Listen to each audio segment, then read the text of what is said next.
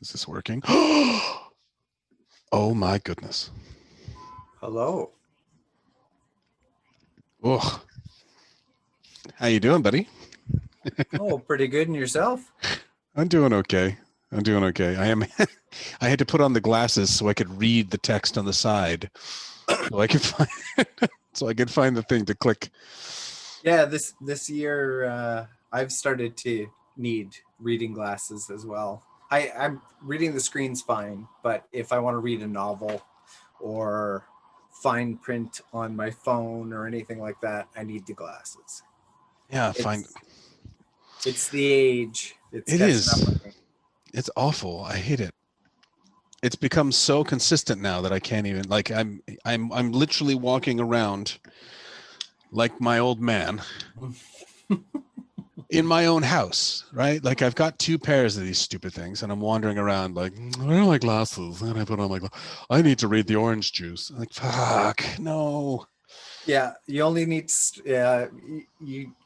you can start worrying once you've got those little the necklace thing, the glass on the necklace. I was in the oh god, I was in Shoppers Drug Mart, and they had those on the little, by the pharmacy. They have all like the bullshit reading glasses you can buy, and they had the little things there, and I was looking at them. I seriously was looking at them with the thought that maybe, and then it's just like, no, I'm not that old yet. No, you gotta just tough it out. You don't need those. It's like, yeah, that whole rage against the dying of the light thing, right?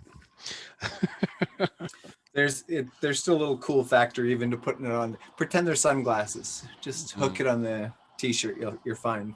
This is the thing. If I was like a professional person and had a sport jacket all the time, There you go. then I could have them in the inside pocket and no one would know, right? Mm-hmm. Until you have that old man moment where you have to pull them out and quickly put them on. But I don't wear sport jackets. I really, even if I had a sport, well, I have one, but I mean, that was made for me a long time ago. I'm not that large anymore, so it'll be really baggy in the shoulders by this point. Baggy in the shoulders and the gut sticking out. I was just gonna say I have a few sport coats, which I love, but I think I'm a little too squishy for them. A little too now. squishy. Yep. But you've not been keeping up your push-up regime? No, haven't been doing that. Really? Yeah, I think I'd kind of thrown my back out at one point, and I didn't have the luxury of going to the chiropractor. They're open now, and I keep getting emails because obviously they want my business. Yeah. But I don't feel comfortable going in, so I tried running a bit at the beginning of COVID as well. Mm-hmm. I ran for 3 straight days. Not Forrest Gump style 3 straight days, like 24/7 running. No, it was more just for 3 straight days. I got my ass out of the apartment and went for a run, and each time was pretty significant for the first time running in well over a decade. I think I ran for 40 minutes, 3 straight days, and on the third day, I get home and my head starts pounding. And the headache lasted for 2.5 weeks. I thought I was going to die. And I was talking to Joss about this actually, because he's an avid runner and cyclist and all that stuff. And he was amazed that I did 3 straight days running 40 minutes after not like trying the walk run thing or anything like that. So I probably screwed myself up, but I haven't tried running since. So was it just like all the muscles in your back had just gone straight up and your spine and just tightened up? I have no idea. I never talked to anybody about it because again, COVID. I haven't been to a doctor. I haven't been to, and I'm fine now. Obviously, it went away after time, but it was like almost 2.5 weeks of solid headache. Wow. Yeah, that was all my waking time. It kept me awake at night. I was putting like cold packs on my head, trying to soothe it. So I don't know what I did, but it's gone now. Oh yeah, and that was ages ago. That was like, I guess that would have been March or April of last year. Yeah, that is a long time ago. It's ridiculous how long ago that was, but it's like a second ago as well. Exactly. Especially with like this whole COVID thing. It's like I was at Atomic when it started, just before this contract that I'm on now at the DHX, and The wild brain, you mean? those. You're right. Sacrilege. I know, how awful. The wild brain. I still think of it as Studio B. Me too. But I left Atomic at the end of that show, and then my friend Tara. I don't know if you've ever met Tara Barker. No. No, yeah. She stayed on for like a couple extra weeks or something, and then she moved to, where the hell did she go? Gambia Island. One of those. Gambier Island. Gambier. There you go. I think that's where she went. Because everything was shifting to, working remotely anyway, and her husband was working remotely, and blah blah blah. So you don't see these people. That was like March, right? End of February, early March, and I had a joke, it was just a little bullshit snippet joke in my act that I was playing with. It was like, you know what, we've been in this COVID world now for long enough to get pregnant and have the baby. Like, that's, you know what I mean? Like, it's more than enough time now. And like, like a week and a half ago, all of a sudden she doesn't post. She posts a little bit on Instagram, but she doesn't really post on Facebook. And a week and a half ago, she posted on Facebook, "Oh, this is my baby that I made while I was." I'm like, what? She literally got pregnant and had the baby during this COVID time. Oh, I'm not surprised. I mean, a lot of people are adopting pets. I guess that's the next step, is starting to make your own. Make your own. Yeah. But make your own pet. It might even look like you. Wouldn't that be nice? Yeah, who knows? But yeah, no, we haven't been doing anything quite that productive. No. Was that ever in your plan or no? No, not really. Yeah. You're okay. You guys are good. You have cats, right? We do. One of them's on my desk right behind the computer here. Normally, if she hears voices or if I'm working, she goes under the bed or something. They're not lap cats, so they're very affectionate in their own way, but they're also skittish. But she's just kind of loafing right behind my computer here, so I've got company. And Pam's actually only about 8 feet away, because again, that's Vancouver living, small place. Yeah. I call this the utility room. It's the office. It's the living room. It's the bedroom, just behind the curtain here. So it's everything. I was actually thinking about putting a curtain up behind me, but this whole room is going to be. We're in the process of renovating the basement, so we tore out a whole bunch of stuff. I've been scraping up linoleum. If you want to have a job, I saw the video. Oh God, that looks tedious. It's not done yet. Like, it's very much not done yet. I'm maybe not even quite halfway. Were you cutting the linoleum, or is it in tiles? Yeah. No, I was cutting it up. Okay. I was trying to go for like a big strip, but the underlay, the gluey part underneath, just would start separating away, and then it's like, oh geez, and then you got to scrape at it like a son of a bitch. So. Yeah, that doesn't sound like fun. Yeah, and then of course you're on your knees, or you're sitting like, cross-legged and whatever, and so your lower back starts freaking out. And you're never gonna feel more like you're 1,000 years old than after sitting there with a heat gun, and you're like, because you're trying to warm it up, and so all the fumes are coming off it too. So you're like getting high. Yeah, a little high, a little nauseous. And then you go to stand up, and all your joints are like, really? You want to stand up now, do you? Okay. They're all screaming at you. You're like, crick, crunch, crunch. Yeah, I've noticed that again, it feels like it's only been this year, but every time I crouch or kneel down and then get back up again, it sounds like sand. It sounds like my knees are now sand. There's no more cushioning. There's no more soft, squishy wetness in there. It's just sand or gravel. Yeah, sure. That little. Yep. It's not even like a specific click clack. It's that No. it's a sequence of like 12 really small click clacks. It just kind of. No, I Pretty hear much. you. It doesn't hurt. Like No. I don't feel physically old. The only thing that to me feels like I'm getting older is the fact that I need the reading glasses. But even then, like driving, totally fine. Read all the signs, read stuff in the neighboring buildings as I'm driving by, read people's license plates fine. Yeah. It's really just if it's close, Pam Yeah. will try and show me something like a meme or something on her phone, and she'll hold it up to within like a foot and a half of my face, and I'm doing this, like leaning back, reaching for my glasses, which I don't have on me. That is the quintessential old person trying to look at something. Backing away, yeah, got to get it to the prime distance. It's so weird. It's so weird. What you drinking? This is gin Ooh. and soda with blueberries. It's Sounds refreshing. It's very refreshing, actually. And it's I want to say it's the Empress gin. It's the stuff that's kind of purple, indigo color. Mm-hmm. And it's delicious. My wife's gotten into gin. She got into gin when we went to England. Yeah, you were saying that.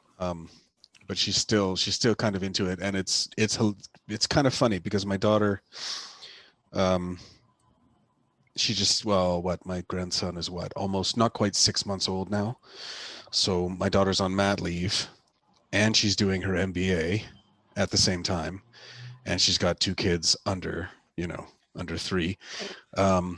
So every now and again she's freaking out, and she goes, "Hey, when can we go for drinks?" It's like, whenever, I don't care. We're not the ones with all the familial, all our kids are out of the house. Yeah. We can do anything we want, whenever we want. It's you folks that gotta get a sitter or whatever it is. And she had, my youngest daughter was home from university because she was on the Christmas break. And so she was like, okay, I'll take care of the good. We had her take care of the kids in the evening, and we went all out to Brown's. And immediately, the 2 of them, between my wife and my daughter, sitting there on the menu going, "I'm going to try this drink. I think you should try this drink. And then we'll try and we'll swap and we'll see if they're good. Yeah, let's try that. That sounds good. Yeah, let's do this. And they're just like, drink. And I'm sitting there like this. You would think that I'd be drinking a lot during, you're stuck at home. What else you got to do? Have a drink. And I'm sitting there going, I don't really feel like it for the most part. Well, you're going to outlive us all because of that, I'm sure. I doubt it. I don't know. It's probably a lot healthier. That being said, I mean. Oh, nice. I'm having a chat with bourbon. Mike. I'm not drinking with it. Well, cheers. You. Oh. Speaking of that Browns, actually, I have a feeling we've gone to that one because you guys are in Langley. I'm trying to think of where it was. It's like right off the highway. There's like a little complex. Mm-hmm. And is that where the Browns is? It's just off of 200th Street. Yeah, there's a Browns there. I think that's the one we've gone to a couple of times, and we actually had great service both times. But I think the first time was when we were going to look for venues, when we were going to have like a wedding locally before we ended up going to Italy to get married. Right. And which my wife is impossibly jealous of. Oh yeah? Yeah. She was like, she doesn't go on Facebook very much, but when I said, oh, Mike went to Italy, they got married, and she's like, let me see. And she's on Facebook, like scrolling through. She's like, oh, it's so pretty. Because that's like a running joke for her. She's like, she'll look at, we've been married almost 20 years, right? It'll be 20 years this year. Wow. And she goes, she's constantly, I think from like year 1, she'll be sitting there and then suddenly she'll look at me and she's like, do you want to get married? I'm like, bitch, we already see that. We're already married. What are you talking? Yeah.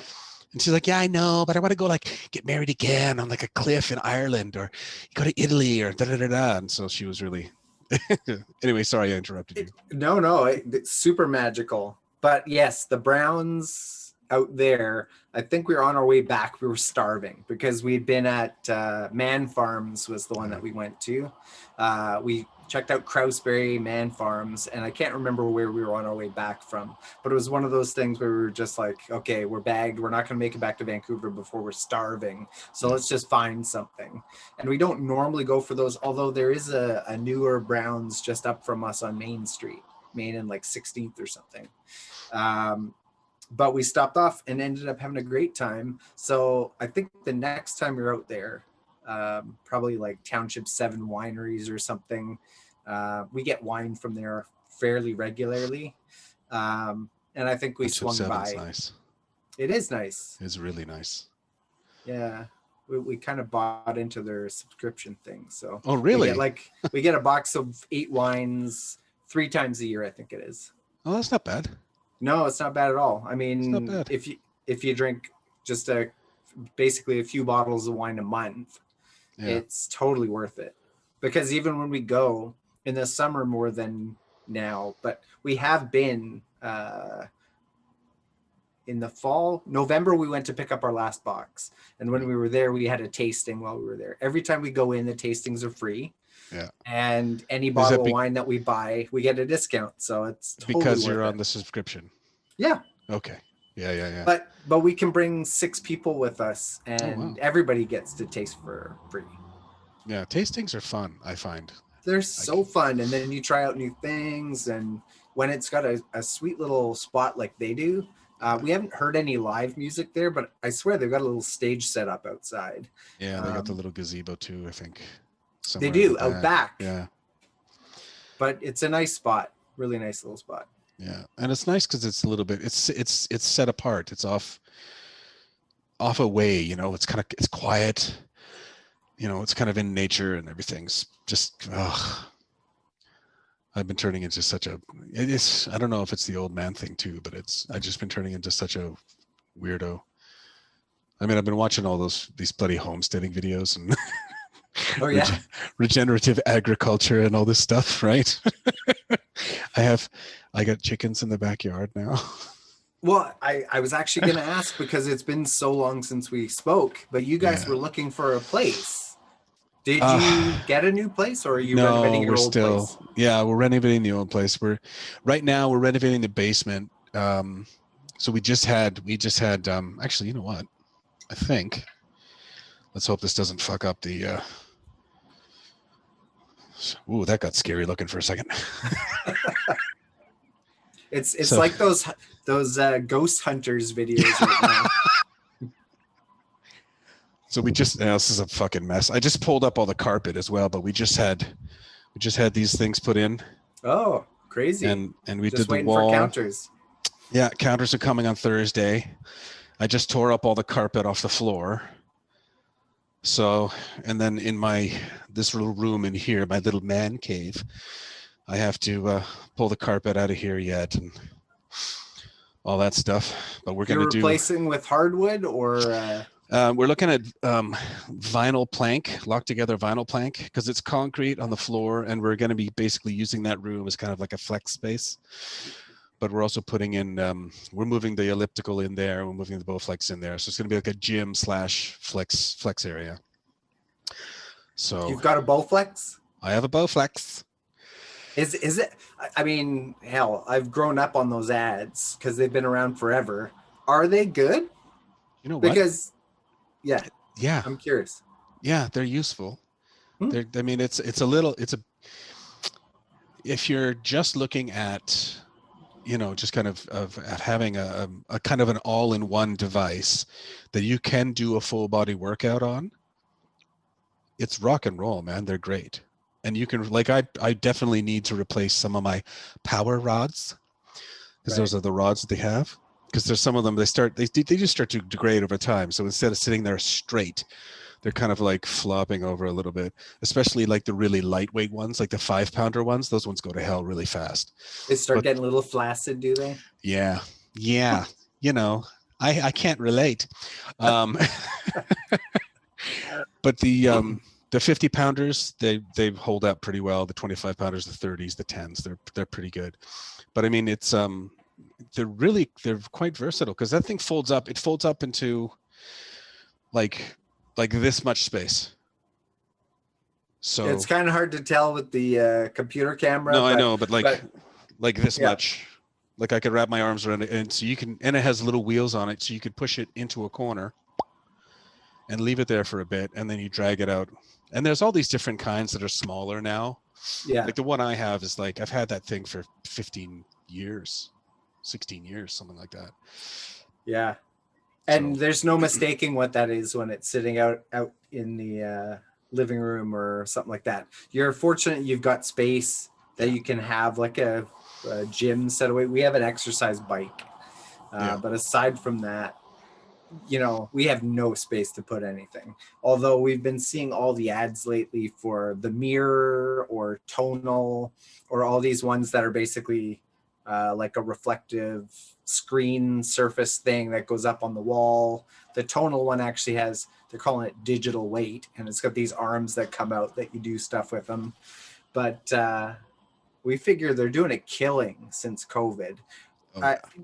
There isn't a show that goes by that we don't see at least one ad for tonal, one ad for like Peloton or the mirror. And Nordic Track has come back too. Like they also have the same kind of thing as Peloton, where it's like an exercise bike with a screen. So it's like a community of cultists that are all like doing the same thing. So get all the cultists going. Basically sweating to the cultists or with the cultists. That's fucking funny. The wife and I were trying to do like yoga, like online yoga, but just like YouTube videos.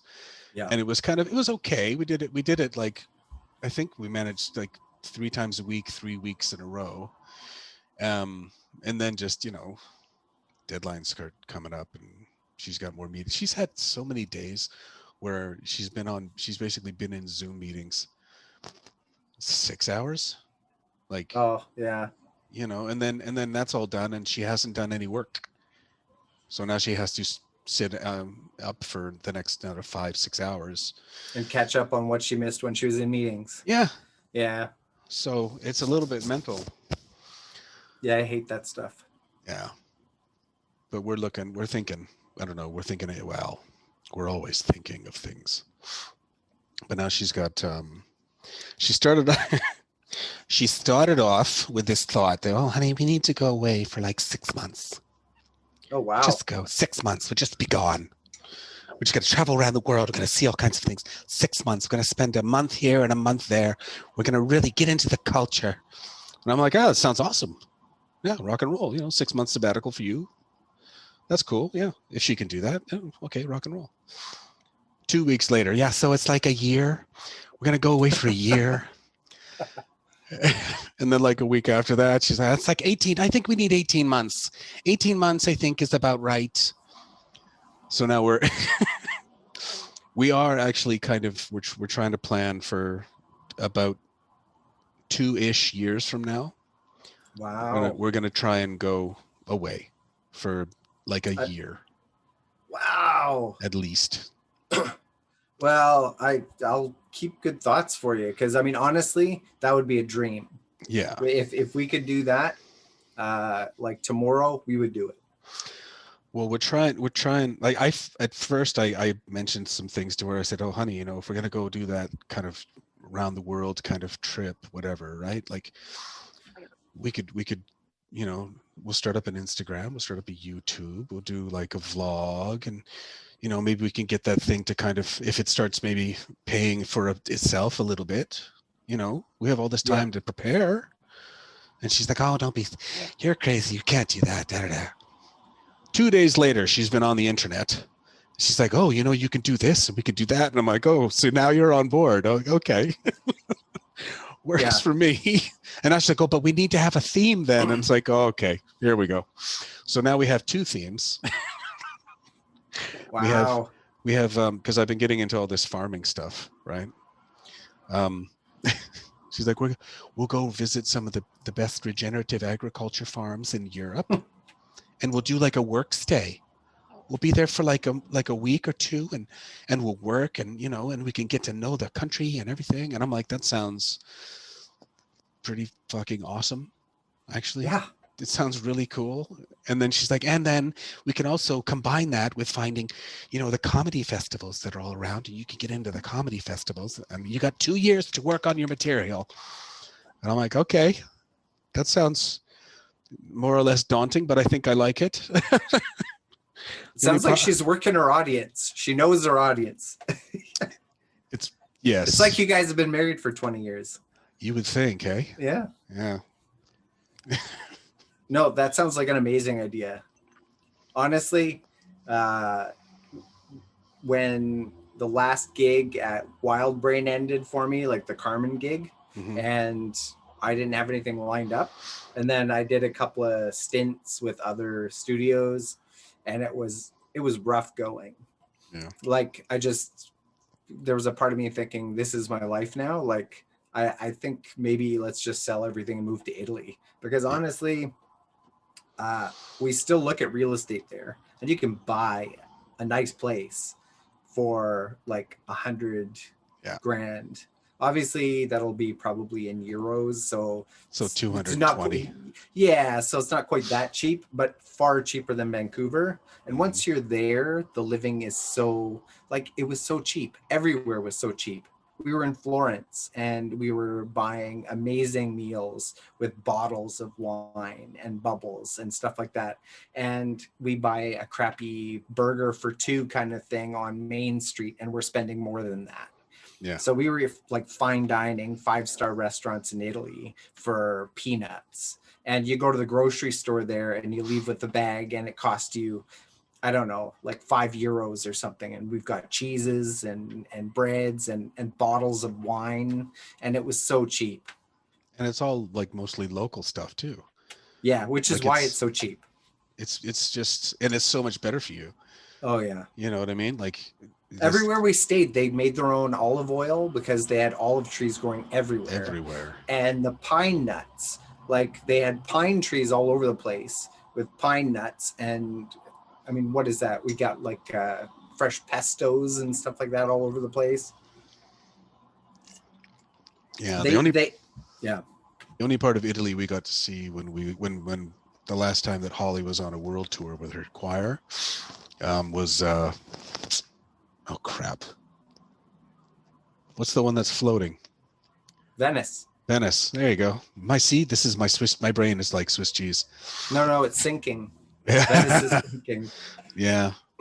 But that's the only thing we got to see, and it was like in the height of tourist time, so it was hideous. Oh yeah. It's just so crowded, and you couldn't see anything, and there's always people trying to sell you a selfie stick. It's like, leave me alone. I don't need a selfie stick. Okay, just fuck off. Yeah, no, that place was definitely like really touristy, although it was also beautiful. It's funny because when Pam started talking with her coworkers about the fact we were going to Italy, a couple of them had been, and so they started giving advice. And we were planning our trip at the time because we did Airbnbs, with the exception of the first 3 days where we were staying in a villa in Cortona. That's where we got married. It was part of like the elopement package. Right. But everywhere else that we stayed, we went to Rio Maggiore, we went to Florence, we went to Venice, we went to Rome. All of those places were Airbnb stays. And we had planned to stay in Venice longer than we ended up staying because one of her coworkers is like, oh yeah, Venice, it's totally overrated. You know, one night's going to be more than enough there, and you'll have seen everything and you'll be tapped out. We loved it. Like we regretted the fact we were only there for one day, or well, I guess technically one night. But it was amazing, even with all the touristy stuff. And honestly, my favorite photos I took while I was in Italy, well, maybe Rio Maggiore were my favorite, but the next ones were in Venice because the police were in full riot gear, and there was a protest going on because of the cruise ships. The locals were all basically not rioting, but peaceful protesting through the streets of Venice, because the cruise ships are essentially speeding up the deterioration of their city. Right. And when you see it from the map at the height of tourist season, they've got like half a dozen cruise ships there. And the volume of the cruise ships is, I want to say it's like double the surface of Venice. So when you see it from the sky, there's more cruise ship than there is Venice. Wow. And so you understand why they're Yeah, protesting. because the whole city's going to be going up and down every time a cruise ship comes through. Oh, and pretty much everywhere we went, like I want to say St. Mark's Basilica, is that the one in Venice?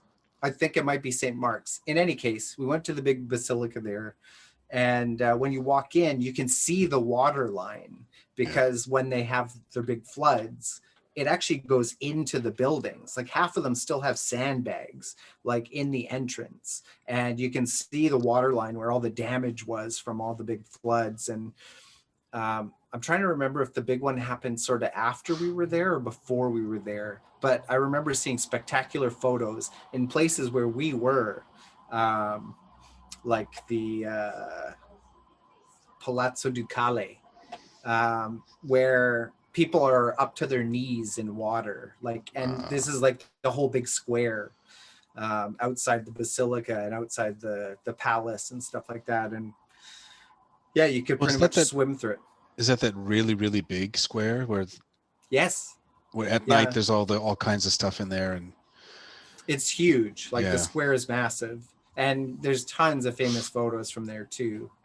I think that's the one because we went walking through that one in the evening, and there was like so many people. It was really cool, and all these people were selling these little weird little propeller things that you zip with your hands, and then it spins up in the air, and it had like a little light in it, so like the whole sky would be lit up all of a sudden with little like alien looking flittery things, and then it would land on someone's head, right? Because some kid did it. And it's just, but it was really cool because then the next morning, because we were only there very shortly as well, and the next morning we had to leave very early to catch the aqua bus from the one thing to the airport.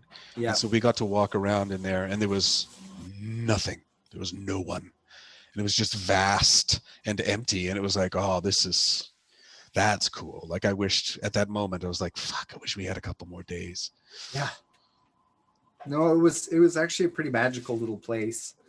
So yeah, I kind of wish we'd stayed there longer. But honestly, when we talk about, retirement goals, it's selling everything here and moving to Italy, because I mean, all of Europe is our bucket list. Like when we went to Paris, where we got engaged the year before, that was both of our first times to Europe, and we fell in love with it there. We did it wrong because we spent the full 10 days we were there all in Paris, which it's not like it was boring. There's nothing boring about it, but you want to get out of the country. Yeah. I wanted to see Nice. I wanted to go to the south of France, Marseille. Like I wanted to see other places, but we'd never been there before. And here, like if you go to a major city in the States or in Canada or something like that, you spend that long, there's lots to do because the places are generally big, but you get to Europe and everything's so small. And ancient. And I think that was the big thing. So in Paris, we spent maybe too much time there, although I wouldn't have traded it for the world. We did awesome stuff. It was amazing to just be there. And it also felt a little bit more relaxed because we weren't like picking up and traveling again every couple of days. Italy was a little bit hectic in that front because every 2 or 3 days we were packing up our stuff again, hopping on a train, moving to another part of Italy. But at the same time, it feels like a more rich experience because, Pam just got me a globe for my birthday, and she got me these little stickers, they're little transparent ones, so that we could actually put them on the globe where we've been. Yeah. And when we went to Italy, which, I mean, the boot's this tiny little thing on the globe, but we have a whole bunch of dots, and it basically covers Italy. So, and even by taking train everywhere, we basically zigzagged across the whole country more than once. And it feels like we experience more of the culture, whereas France is more than Paris, and all we saw of it was Paris. So the whole retirement goal moving over to Italy is it feels like a great launching off point for us to go and see all the other places that we're dying to see, because they're all so close. And once you're there, it feels way more attainable. Like from here, it's thousands of dollars just to fly us to Spain or to fly us to Greece. But if we were already there, if the home base was already there, then it's actually relatively inexpensive. You watch a lot of those old British shows and it's like, oh, we're going on a vacation over to Spain or something like that. And they're all poor in the show. And I know it's TV or film or whatever, so they can make up their own rules, but it still feels more attainable because it doesn't cost them that much to travel within Europe. The trains were relatively inexpensive. Like you could cross Italy or go from the south to the north of Italy for virtually nothing in train fees. Well, I remember like before Brexit, all these guys, these comedians and things that I would follow and talk shows and whatnot in England, they would always go on and on. You could fly from London to Ibiza for a pound, right? Yeah. And it's like, and then they were complaining, well, you got to spend 15 pounds for your luggage. It's like, so what?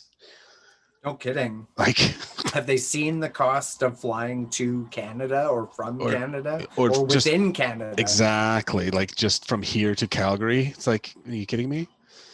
Oh, hell. My family's in Winnipeg, and just to fly the two of us to Winnipeg was like $1,400 or something like that. It's crazy. It's like it's the armpit of Canada. It's not an appealing destination, and we flew to Paris for less than we flew to Winnipeg. Wait, so my son-in-law, I guess his company is they're looking to open up a branch in Kelowna. And so I guess there was just there's nothing serious or anything, right? But there was some talk as to, well, who would run the branch in Kelowna? Maybe Sean wants to move with his family to Kelowna. And then of course then my daughter's going on the realtor site and going, oh wow, you could buy this, you could buy that, all these beautiful houses and da da da da. And then I'm like, of course, like the wife shouldn't have told me. See, that's the thing. My wife needs to learn when not to tell me things, because she told me that, and then she's like, "Oh, I mean, we're working remotely anyway. We could move to Kelowna, blah blah blah." And I'm like, And so now I'm down a rabbit hole, looking at 160 acres, 45 minutes from Kelowna, for $1.5 million. Like, wow. And I'm just think of all the chickens you could have. Oh, chickens, pigs, goats, cows. And then I stumble upon this little place. So like Kelowna's like here, right? And then Vernon's here. And then if you go east, you end up at like Enderby or Lumbee and then Enderby. Yeah. And there's this beautiful little lake called Mabel Lake that I have now somewhat become besotted with. Just with photos, video, or have you been there? No, I've never been there, but just the photos and the videos. And there is a little airstrip in Mabel Lake. And and the only reason I know that there's an airstrip there is because I was looking at, because I'm an asshole. This is just a simple fact. I'm like looking up, there's a 160 acre farm with a nice little house, not a massive house, but really nicely appointed little house, some pastures, some forests, some like it's like perfect. It's like exactly in my mind what I dream of.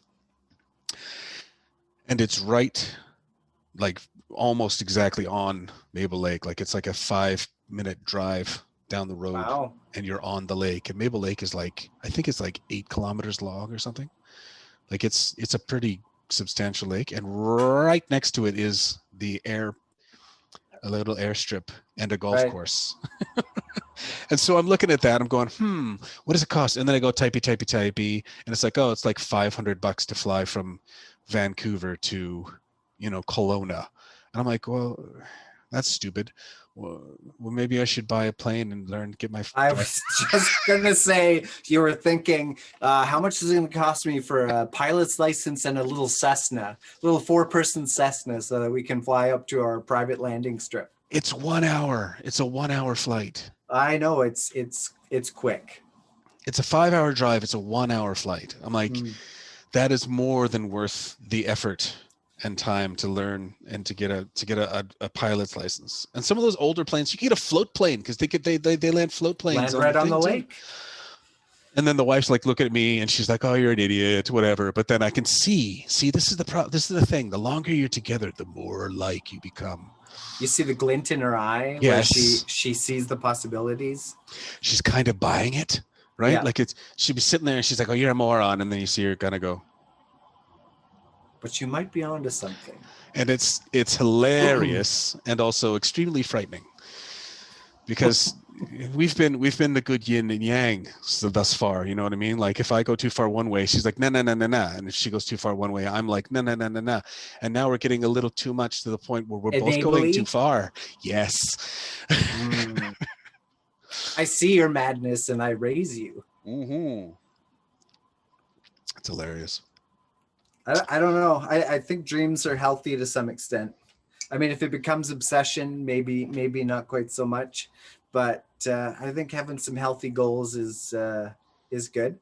Honestly, the plan that you guys have for 2 years from now to take a extended trip, that sounds amazing.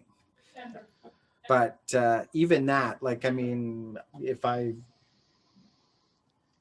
be a hypocrite if I said big lifestyle changes were not worth discussing. I mean, hell, that's almost a nightly conversation over here. Yeah. Because we want something more.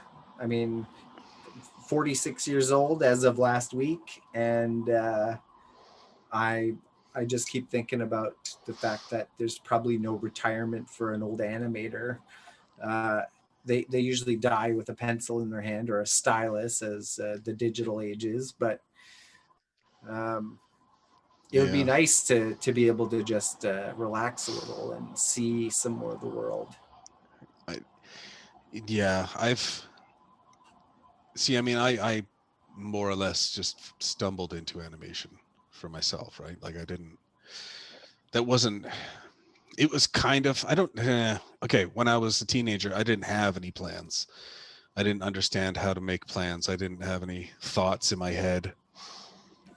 I've only probably in the last year or so come to that realization that, like, I didn't have any ambitions whatsoever aside from being a husband and a father. That was it. And it's like, well, you kind of need to have other things in place before you do those things there, son. Like, but I didn't have, like, my old man wasn't, he wasn't the advice type. Right. He was barely the talk to you civilly type, you know? And my mom was just there, you know, she's very, well, you can do anything you want to, dear. I'm like, thanks. But no, there was no pushy push. Go do this, go do that, you know, whatever. Because she had her own things. And it's the thing, right? When you have kids and they grow up and you start realizing that your parents did the best they fucking could, given the time. Because they didn't know. No one told them. No one taught them, especially not their generation and the generation before. I mean, it's it's funny. No, I know what you mean. It sounds like I had a similar thing. My mom is the dreamer out of my parents. My dad's the practical man. And I had a similar experience. In fact, I don't know if I've told you this before, but I didn't even think of him as a human being until I was 16. And I met him at his office for work one day. So I went downtown Vancouver grew up in North Delta, went downtown one day for, I don't know if it was school business or what, but I was downtown for some reason. And I went to my dad's office. He worked for McMillan Blodell at the time. I went to the office to meet him. And it was a surreal experience because up until that point in my life, Dad was just the guy that showed up at the end of the day and turned off the cartoons when he got home to put on news. He didn't really talk to us. He didn't give much advice. He felt kind of like a hands-off dad. And I got to the office and I remember hearing him before I saw him. And it was a big booming laugh. And I get around the corner and my dad is with some of his colleagues and he's the one talking and laughing and they're all having a great time. And it was the first time I saw my dad as a human being. And our relationship's been amazing ever since. And I love the man. But before that point, so the first 16 years of my life, he was just some guy that showed up at the house and turned off the cartoons and made me mow the lawn every weekend. But that was about it. And my mom was very much the dreamer, but my dad never pushed anything on me either. So I remember telling them that I wanted to pursue art and I was expecting to get a lecture. Right. And I didn't. I found out just by asking him, is it okay if I go to art school, go to animation school? And my mom pointed out all the paintings in our living room. My dad had done them. I had no idea. They didn't have a signature R West on there or anything like that, but he had done all those paintings and found out that he wanted to be an architect when he was younger, but he ended up pursuing business because of the prospect of work. Right. He was basically told by Macmillan Bloedel, you take these courses at UBC and you've got a job waiting for you when you're done. Yeah. And so he did that. So he gave up his dreams of art and architecture for a steady paycheck. And he's been like that his whole life. I even remember once Macmillan Bloedel let him go, he freelanced for a year and it was the most lucrative year of his career. But the moment a company in Edmonton approached him with a steady job, he took it. Right. He was like, I don't want to live in Vancouver, the province or the city that I love, in the province that I love, without knowing where my paycheck's coming, where the mortgage is getting paid or not. So he took a lesser job in Edmonton, which only lasted about 2 years. And then they bounced to Winnipeg after that. But yeah, anyway, I feel like I derailed you a little bit there. Oh, no, but not at all. It felt like a similar thing, like the lack of pressure. Yeah, no, well, my dad, a little bit of pressure when I was graduating high school, but it was his pressure. It was his idea of what I should be doing. Go to school for business, and it's like, I knew that wasn't me. I didn't know what the hell I was doing. I didn't know what I wanted to do, but I knew that for sure wasn't me because I also didn't have any understanding of it. I find, like, especially now that I've gone through with Holly with Elena too. I mean, the both of them getting through high school.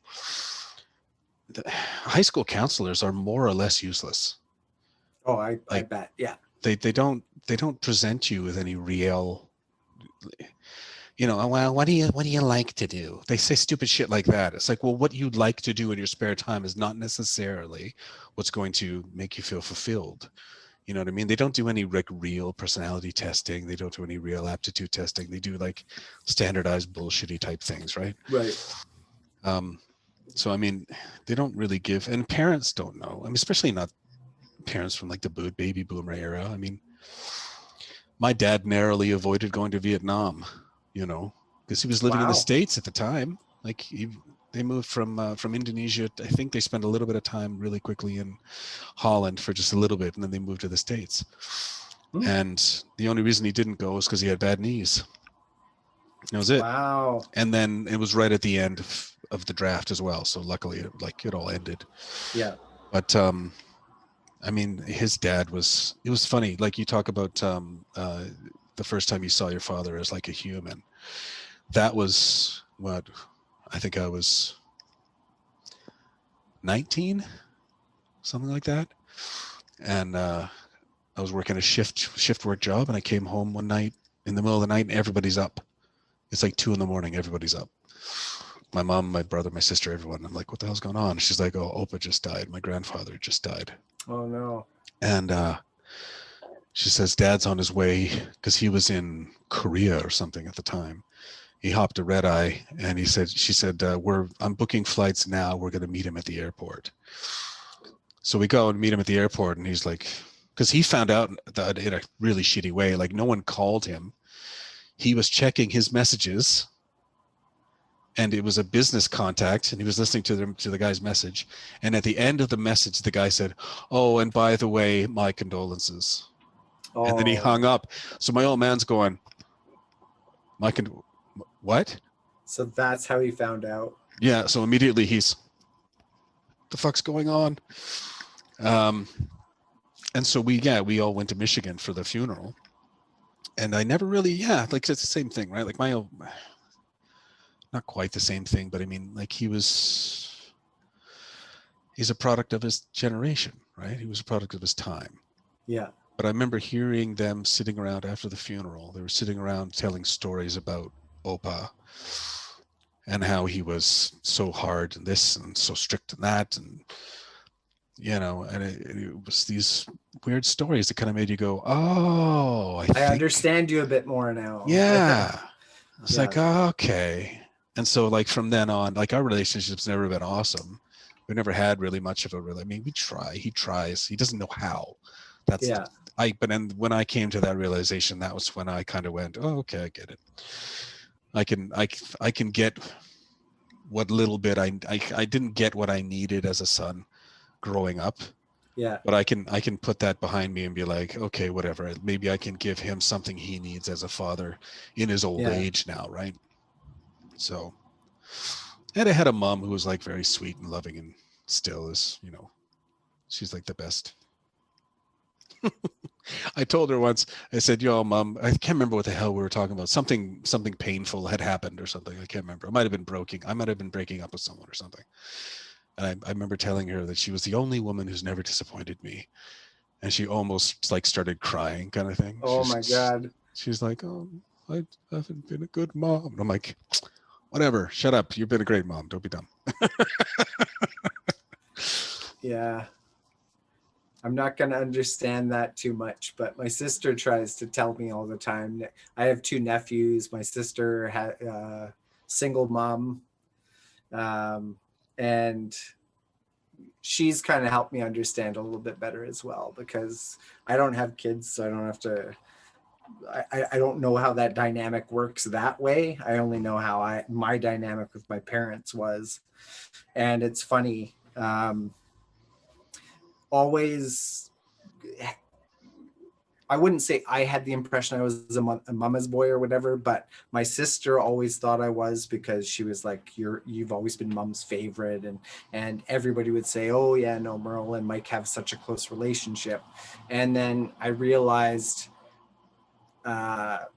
basically since Pam and I have been together or whatever, that my mom and I, our relationship's been good all the time because it's been superficial.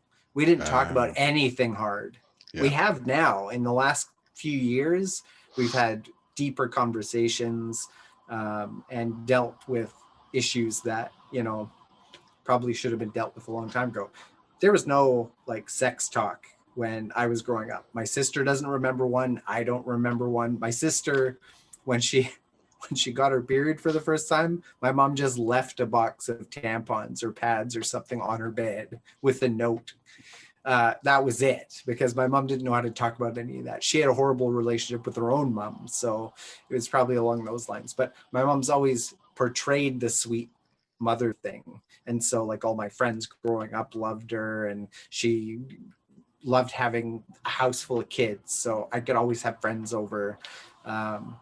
But I do remember like not telling her all like major milestones in my life. I don't ever remember saying, oh yeah, I know there's this girl that I have my eye on or anything like that. Like, I don't remember any of that. It was basically just keep it superficial, not, let's talk about the weather superficial, but that kind of thing. Everything was always fun and nice and light. So been trying to mend that, realize that, there's deeper and more important things to be talking about with your family.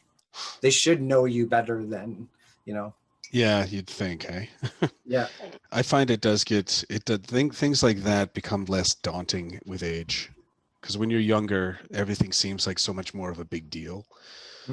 you know. So when you start getting a bit older, you can kind of look at your parents and kind of go, hey, what the fuck was up with this?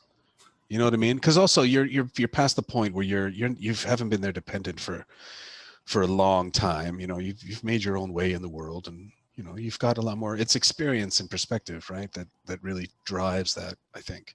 Yeah. And so it's like it's a lot easier to say, hey, so what the fuck? And then they kind of go, oh yeah, oh, well, I wasn't this or I wasn't that or I was in a bad place or you know you were an asshole or something like that. You know what I mean? Yeah. Like a little bit of an honest conversation is good. I mean, we had to have some honest conversations with my old man not that long ago, and you know, just stuff that was like it's crap that's not easy to talk about, you know. And Yeah. then, I mean, I think there's some things that you talk about and you don't necessarily resolve, but you get them out in the open so that everyone's kind of On the same page. yeah And I don't know. I feel like that's important. yeah at the very And least at the very yeah. least. And some things aren't going to resolve. Some things will just take time to resolve. But hiding them or not talking about things like that, that's not a way to move forward. We had to Yeah. bug my family. My mom was going through some health problems. She actually just had brain surgery Oh, like fun. a couple weeks ago. And that was all stuff like she would always withhold health concerns. And so we've started like bugging her about those kind of things. And I've had to bug my dad and my sister as well, who are also all out in Winnipeg with her, to keep me informed of things, because she would just casually drop stuff months after the fact. Oh, you know, there was this one incident. They rushed me to the hospital and I was there for 3 days and blah, blah, blah. But she would just brush it off as though it was nothing. Yeah. And then I realize now, with both my parents in their 70s and getting up there in age, and my mom's had some health concerns for a long time, but in recent months, it's got worse, strokes and that kind of thing. So, yeah, it's stuff that it's hard, and it's hard to hear it, but I feel better knowing it than not knowing it. Yeah. And she's not doing me any favors by withholding that information. No, exactly, right? Like it's, oh, well, it was fine, you know, like, yeah, okay, sure, it's fine now after the fact, but in the moment, you didn't know that you weren't going to die and that I wouldn't have been able to be there for you. Yeah. You know what I mean? Yeah. Like, did I tell you, I can't remember. Did you, my mom had a heart attack. You knew that, right? Did I tell you that? I don't know. It feels like it was long enough ago that I might have still been at Wild Brain at the time. Maybe. God. I yeah, I was at Yuck Yucks. I actually got a spot. I'm like, oh, cool. I can do some making people laugh tonight. Yeah. This is like probably this was 2019, I guess. End of summer 2019, early fall, something like that. And I'm at Yuck Yucks, and all of a sudden my sister's texting me, Mom's having or chest pains, and we're thinking she might go to the hospital. And I'm sitting there going, well, I guess I'm not getting on stage. So I walked into the back. I walked all the way over took the pen, and I put my line through my name, and I said, I gotta go. Got in the car, drove straight to actually, no, I didn't go to my parents' house. I drove straight to the hospital because my sister-in-law is a nurse, and she had picked her up and brought her to the hospital because they're like 2 minutes down from the hospital anyway, right? And I got there just as they were bringing her out to take her to the New West Hospital because they have a better cardio unit there. Royal Columbian Yeah. or something. Yeah. And so I followed the ambulance because I'm like, well, I'm not going home. So I followed the ambulance, and Tessa, my sister-in-law Tessa, was in the ambulance with her. And so I got there. I got to where she was in. They had to go in. They did a stent. They put a stent in her heart, and then she was in the hospital for a bit. And I thought, because it was all very calm, you know, it was all very kind of chill, and you know, Tessa was cool. We just sat there and waited, and okay, cool. And She's got a stent. Okay, they put a stent in. Okay, blah, blah, blah. The doctors are telling you stuff. Okay, now they're going to move her back to Langley Memorial on this day, and she'll be in ICU for this long, and blah, blah, blah. Okay, cool. I visited her a few times. Everything was chill. I thought it was like, okay, oh, well, that was a no big deal heart attack, right? Okay, well, then comes Thanksgiving dinner, and she's over, and she says, oh, yeah, because 20% of people survive that heart attack. And I'm like, sorry? Wow. So 80% die? You're just telling me that now? And she's like, oh, I didn't think it was, I didn't want to make a fuss. And this is the thing, right? That's the whole, I didn't want to make a fuss thing. That drives me crazy.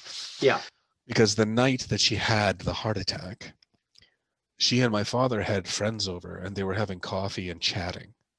And she started feeling, oh, I feel a little something. I feel a little weird, while they were still having coffee. They finish having coffee and they leave, and she starts cleaning up and then going, oh, I feel something. Oh, I don't know. Oh, I'm sure it's fine.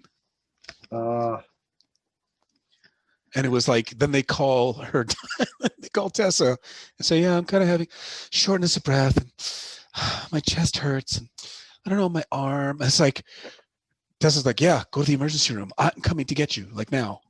Wow. It's like, it's good having a nurse in the family, that's for sure. Oh, big time. Yeah. And now Tessa, I think, where is she working now? She's working at the cardio unit herself now, I think.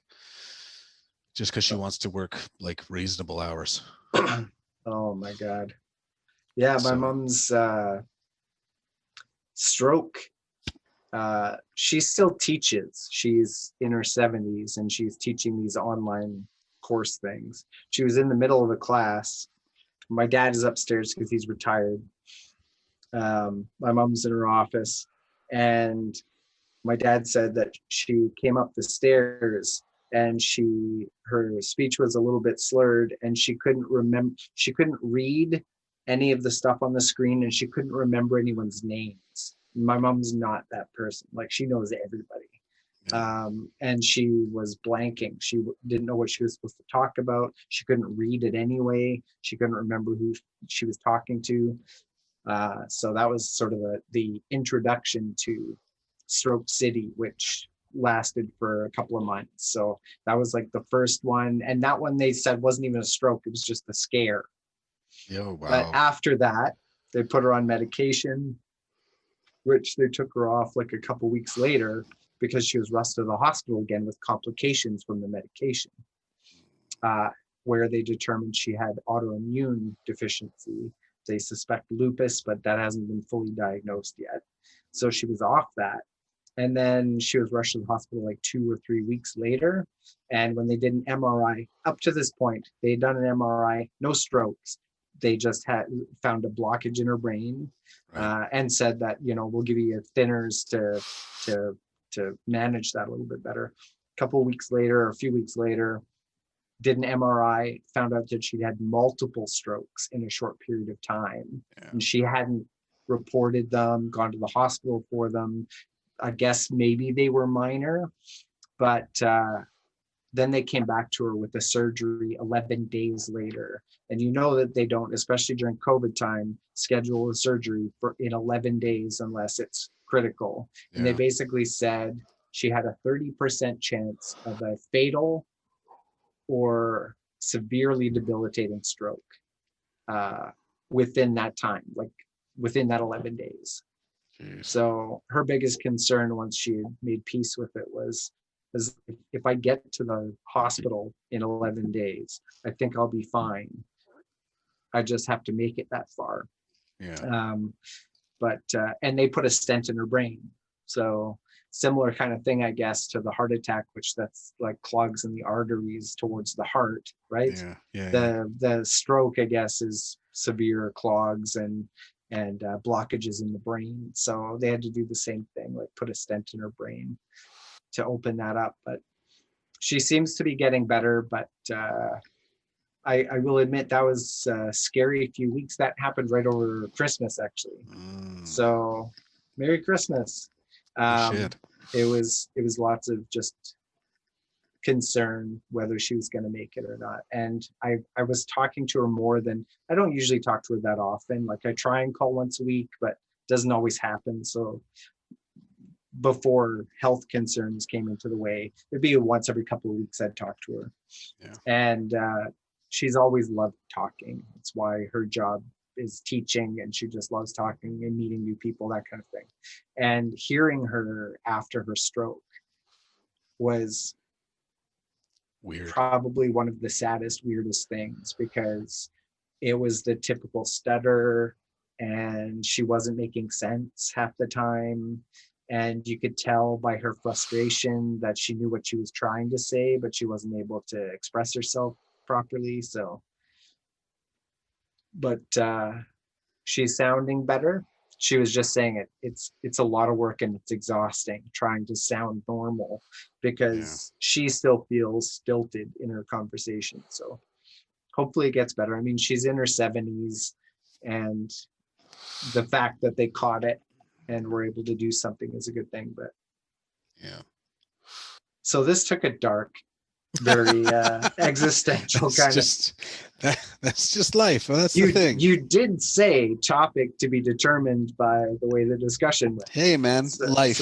So there you go. Life. This has all been about life. But. Well, that's the funny thing, right? Like, well, the funny thing is, especially in what I'm just calling it COVID times now.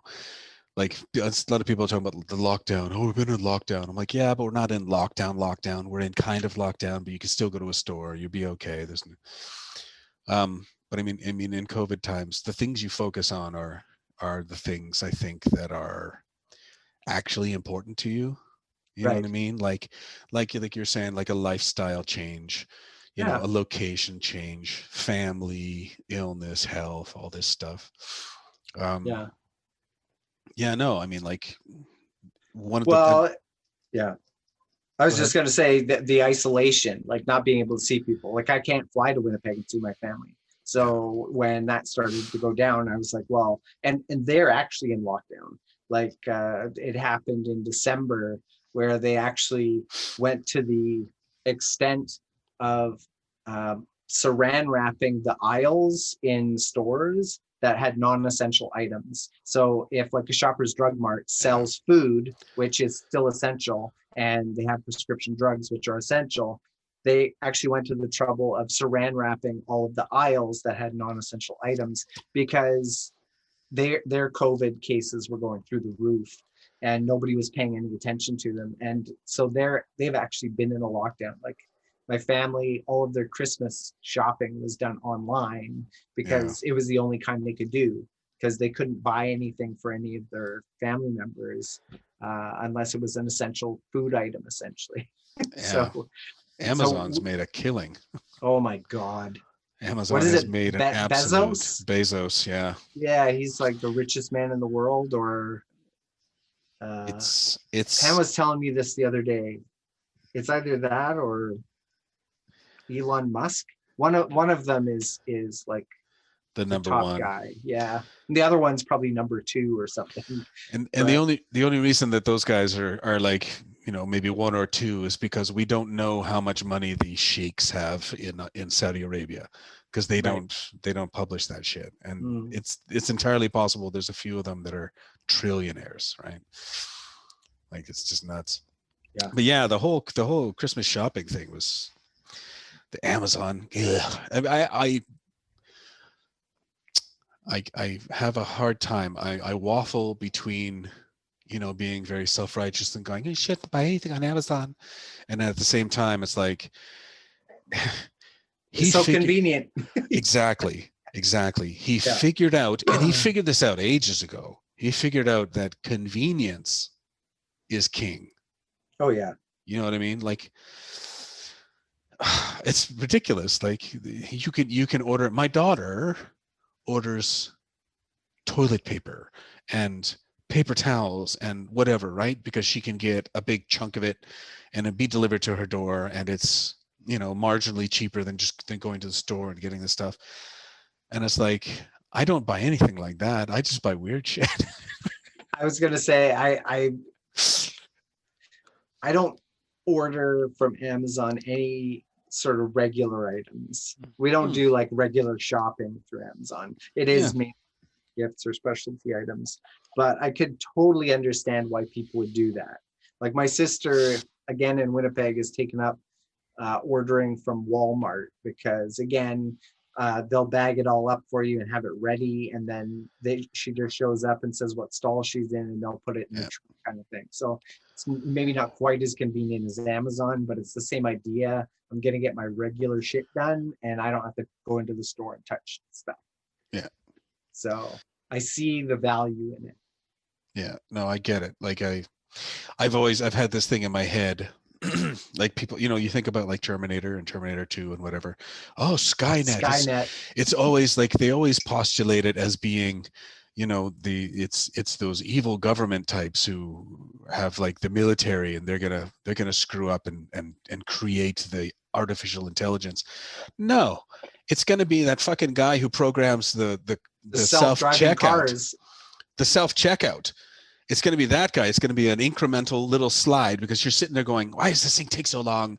I want the convenience to be faster. So they're going to keep put a little more power into it. Put a little more processing power into it. Put a little more. And all of a sudden that self-checkout thing is going to stand up at the fucking supermarket and take over the world. It's going to stand up and say, none of you people know that it's 40-11 for bananas. You all suck. I rule everything now. Yeah. No, I could see that. Pam and I upgraded our car for our Christmas present, and we went full electric. Oh, really? Yep. Did you get a Tesla? No. Volkswagen e-Golf. Oh, the e-Golf. But I kind of have a feeling it's smarter than I am, and eventually will take us over as well. Yeah, it's going to turn into a transformer. It'll kill you. Pretty much. It's all like, I wouldn't say it's all automated. It's probably it's definitely got more analog features than a Tesla does, but it's still almost all digital. You can do everything digitally, but it does still have the knobs to probably lure you into false sense of security, feeling like you're still in control, but really it's in control. But otherwise it's awesome. It's one of the things that scares. It's not scared so much as just somewhat disconcerting, with the hackability of a fully electric vehicle. I mean, I still drive a manual transmission. Like, the reason I drive a manual transmission is because I want to be the actual driver. You know what I mean? Right. Like, I'll drive the wife's truck every now and again, and it's so easy to become complacent when you're driving down the road. And then there's all these kids, like there's this whole generation of kids now that are growing up, and they don't even get driver's licenses because they've got Uber and whatever. But the ones that do get driver's licenses, they don't actually know how to drive. Well, no, because the car can park itself now, which I will say is cool. Our car has it. It's a cool function. I've never used it. Really? I still haven't even tried it. Try it. Just try it once, just for the fun of it. Right. I've done this. My wife's truck, okay, because it's a big fucking truck, and it is possibly the most disconcerting thing I've ever experienced. Yeah. I mean, because you just sit there, you put the thing on, you press the button, and then you just pull forward until it tells you not to pull forward anymore. And then it says, put it in reverse. So you go, okay, and you put it in reverse. And then you go, hands off, feet off. You basically just hover your foot over the brake. Right. And the thing goes, doo-doo-doo, and the steering wheel goes, and it parks itself absolutely perfectly. But it is so, you're sitting there like with your hands, like, do I grab the wheel? Do I not grab the wheel? Yeah. It's ridiculous. And now it's funny because she bought the truck, right? And then the following iteration of the truck, which she could have had she wanted to wait another 5 months or something. The following iteration now has a parking feature that it's not just parallel parking, it will park in a stall for you, like straight in. Oh, ours does that. Right.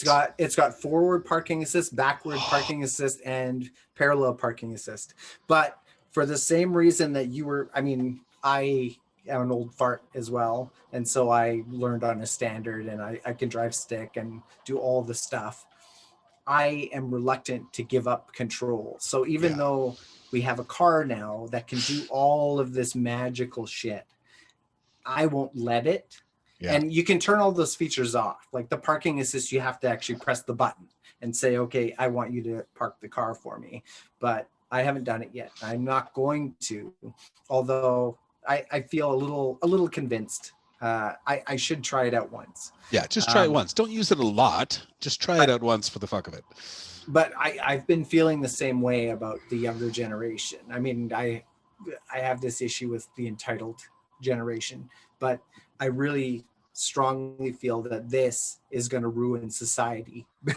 No, you're right. Because it is giving them everything, and they don't have to learn any skills. Yeah. I don't know if they're still going to be judging people on old-fashioned standard vehicles at the DMV, or whether they're going to allow you to drive in your, you know, Tesla that can basically drive itself down the road at highway speeds, park itself. You can summon it from a distance. I don't know if they're going to let you do all of that and still get a driver's license. But I feel like it is like the slow decline to the Matrix, and we're just going to be the batteries that power all of these magical creations. Yeah. We're making ourselves obsolete. Yeah, but that's the thing. Like, I've heard this argument before. We're making ourselves obsolete. The machines aren't going to need us anymore. It's like, yeah, but the machines don't have any purpose without us. Right. So it's when you give the machine a purpose, and it has this. It's weird, because if you go and watch The Matrix 2, right?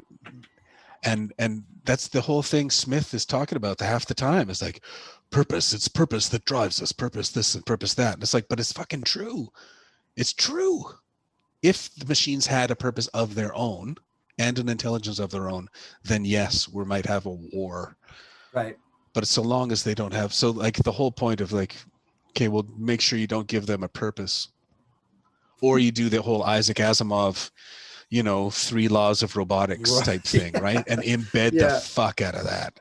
Mm-hmm. Which is funny, because I was just thinking the other day, like, because we do Zoom meetings or team meetings rather, for for work. I am always consistently, we only do them like 2 a week now, like actual check-ins in the morning. Yeah. I am consistently the only one with my camera on. Everybody else doesn't have their camera on. I'm like, you fucking pansies, come on. PJs or naked? Make yourself pretty. I'm like this, wearing a t-shirt. I'm dressed, you know. Yeah. I always make sure I'm dressed. Me too. I'm at least from the bottom up. Yeah. No, I have meetings every day as well. I'm on calls with the showrunner at least once a day, it seems like. So it's Are you directing? I'm not, but I kind of am. I'm the story supervisor. The showrunner is the director technically. Right. But he has a writing partner who's also an editor, and the two of them write stories together. And when they pitched me the job, it was initially as a storyboard artist, but in our 1.5 hour long interview over Zoom, he basically said he's trying to find somebody like his writing partner, but for the visual side of things. So he wanted to lighten his load on, because he's also doing the music for the show. Like he's writing it, he's doing the music, he's doing some of the voices. He's he created the show. Son of a bitch. He's a talented son of a bitch, yeah. But he was looking to lighten the load from a drawing standpoint. And so that's kind of where I came into play. Is that somebody that I would have heard of? Or is it like a newish kind of guy? No, he's been around a while. He actually was a VFS classical animation grad. Oh, really? And I don't know what class he was in. We didn't talk about that. It wasn't while I was a student, so it was probably later. I want to say he was probably in the 20s or 30s, maybe, of Right. like class numbers. So before me, but after you. Yeah, I guess so. But so I'm not sure when exactly, but he's worked at a lot of places. Like he's worked at like Rhythm and Hues, and he's worked on games and features and all kinds of stuff as an animator primarily. But he wrote this really cute story that Nickelodeon made into a short, and then that's what is becoming this series. So, Wow. um, So it's a pretty small team then. well, I So don't far? know. No? I as far as I'm concerned, it's a small team. Like I'm dealing with the two of them and now the board artists, and there's only a handful of those so far. But I guess we'll see. And I'm not sure once it gets to animation, but a lot of his talk has led me to believe that even once the animatics are done, it feels like he's going to have a use for me in other ways, like posing and that kind of thing. So we'll see how it goes. But it honestly, it feels as much like directing as Carmen did. Right. Except I'm probably not going to have that much say in the music and that kind of thing. But he's already had me weigh in on designs. He's almost given me kind of carte blanche on the storyboards. Which is kind of a nice feeling, because even on Carmen, I didn't have that. Yeah.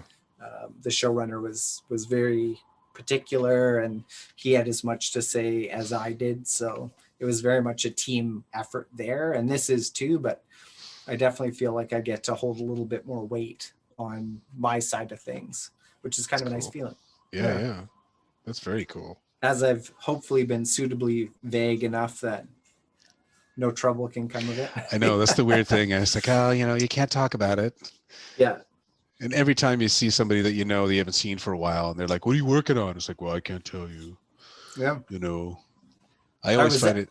Sorry, go ahead. I was just going to say I was able to mention Carmen because it's over. Yeah. Yesterday it launched. Yeah. So it's on, the last season's on Netflix now. So. Emmy award-winning show, Carmen SanDiego. There you go. I had to look that up. I was like, I wonder, it was an Emmy award-winning show. I know that it was, yeah. We just Joss and I did not win Emmys for it, but Kenny won a storyboarding award. Way won a storyboarding award. Chromosphere has won some design awards for Carmen. Yeah. So it's definitely it's an Annie award-winning and an Emmy award-winning show. Yeah. That's kind of got shut out of the Leos. Yeah. Typical, yeah. No, it was funny because Atomic had that Last Kids on Earth. That's that last show that I worked on there. And they won a daytime Emmy, whatever, and so they had everybody. They beat us out. Did they? We were up against them. Oh, okay. I didn't. I have no idea. I'm not even. I don't pay attention to any of these things. And then they sent us all the things. Like, hey, if you want to come and have your picture taken with the Emmy, it's here. We can come and you just set a time. And I'm like, I'll hold a fucking Emmy. Okay. So I go and I'm like an idiot, right? Yeah. But the wife thought it was cool. And some of my, family members or whatever thought it was cool. It's so silly. It's weird. I used to have, I might resurrect it and rewrite it, but I used to have a joke about, I'm like, I wish I had been an accountant, because if you go to a dinner party and people say, oh, what do you do? And you say, oh, I'm an accountant. You have maybe 2 questions and that's it. Yeah. Right. Yeah. It's like I go to a dinner party. And that's from the other accountant in the party. Yeah. Exactly. Cause he's looking for a job. Yeah. But from anybody else, they're like, oh, you're an accountant. That's nice. Do you like that? Well, are you happy? Oh, that's nice. And then you move on to something else, right? You talk about kids or animals or fucking sports. Anything. Anything. Exactly. Anything. But if you go and you sit there and you're saying, oh, what do you do? I'm an animator. I work in animation. You kind of mumble it through, right? And, oh, that's so interesting. And it's like you're 4 questions away from walking away disappointed. Yeah. Because it's true. It's a conveyor belt, essentially it's they send this stuff to me, I work on it, and I send it away. Yeah. And then they're like, oh, yeah, I thought you were really exciting. I'm like, sorry. Like, sorry. And I'm also not going to say I'm a comedian. Oh, tell me a joke. Fuck you. I'm not going to tell you a joke. Tell you a joke. Yeah, okay. Pay me. That's the first. Oh, you're funny. Yeah. The wife did that to me I had only just started, like when we went to New York for with my daughter and my son-in-law. There was one of the I almost said undercard. Mhm. It wasn't undercard. It was like one of the early on. We were at the cellar. There's two cellars in New York, right? There's the original one that's underneath the Fat Black Pussycat restaurant, and then there's the cellar around the corner.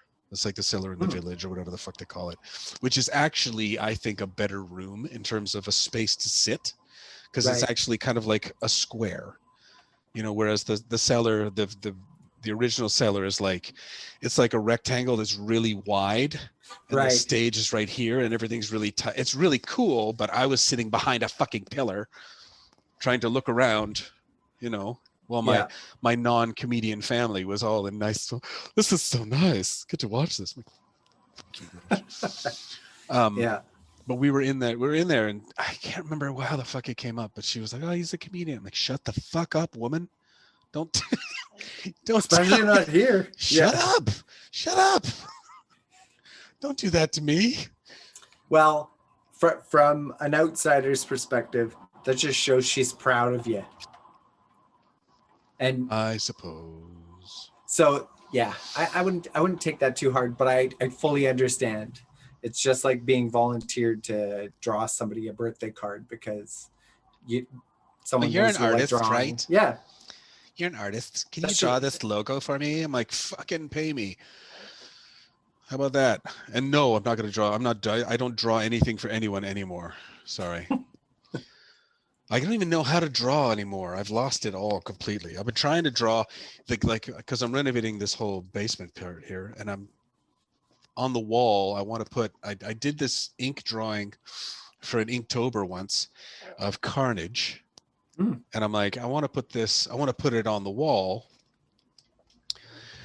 but I keep trying to draw it on the damn wall, and I keep failing miserably because I haven't drawn anything at scale on a wall in ages, but I want to put this on the wall. Ooh, yeah. Right?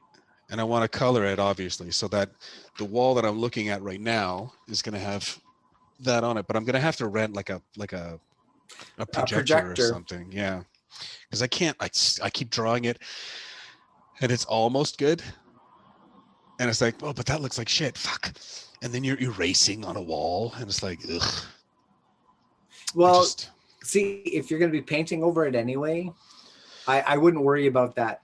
Because when I started painting, I would do the same thing. Like I would draw as light as I possibly could on the paper. Yeah. And then I would try and erase as much as I could while still seeing what I was going to be painting over. And then I very quickly realized that it was wasted effort and it was deteriorating the paper and all that kind of stuff. And once the paint goes on, you don't even notice the lines. Yeah, it seeps in through the graphite. Yeah. And the other thing that I learned, because especially if I was doing commission work, you don't want to just go onto the canvas or the final piece of paper and just start working out your ideas there. You want to do them first. But the problem was you'd end up with a beautiful drawing that you loved. Yeah. And then it was almost impossible to recreate it just as nice on the other piece of paper. So I started doing the sketches loose and keeping them loose and transferring that. So I would only do the final work on the piece of the actual piece of art. I wouldn't like do a beautiful initial rendering because I feel like you've got one awesome attempt in you, and it's if you blow your wad on the first, then you're not going to get the same magic the second time. It's the same as like tracing or inking. as soon as you try and ink something, it takes the life out of it. So I found that was kind of a key for me, is if I'm going to do a preliminary sketch, I'm just going to keep it loose, get the structure the way I want it, and then I'll do all the fine stuff afterwards. Unfortunately, that's not going to help you because you're trying to recreate something that you already did beautifully in a smaller scale. Yeah, on a bigger But thing.